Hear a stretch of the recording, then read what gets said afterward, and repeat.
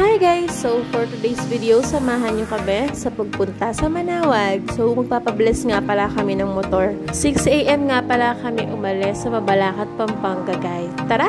Samahan nyo kami sa pagpunta ng Manawag. Enjoy watching!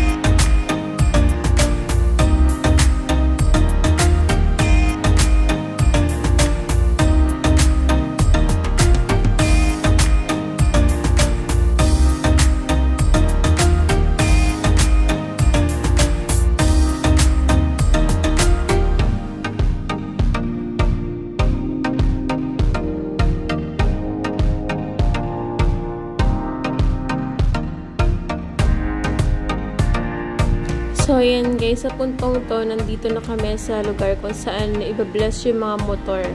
So, sa sobrang excite ko guys, hindi ko na nga nabidyohan kung paano nila binless yung motor. So, syempre, magpa-pray muna bago po yung blessings.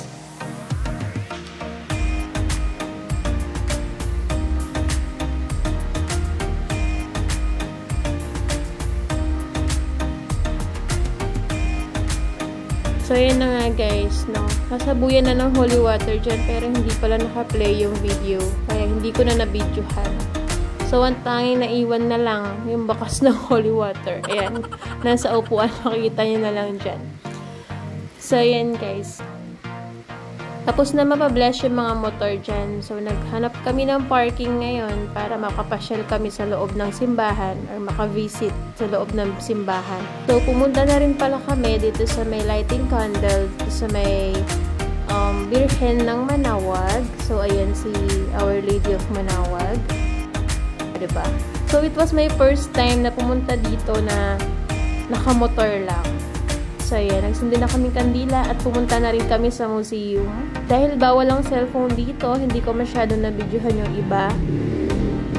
Pero na-amaze ako yung nagpunta ako dito sa loob dahil nabasa ko at nalaman ko yung history talaga ni Birheng Manawag. So, ayan pa yung mga kasama niyong mga santo.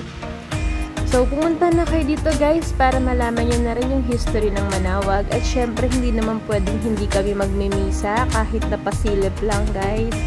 Syempre, magpapasalamat tayo kay Lord dahil safe trip ang ating pinuntahan ngayon at di niya tayo pinabayaan. So, hindi na rin kami nakapag-picture sa harap ng church at kasi nandito kami sa likod. Thank you for watching guys! Uwi na kami pero bagong lahat, magbuko muna tayo!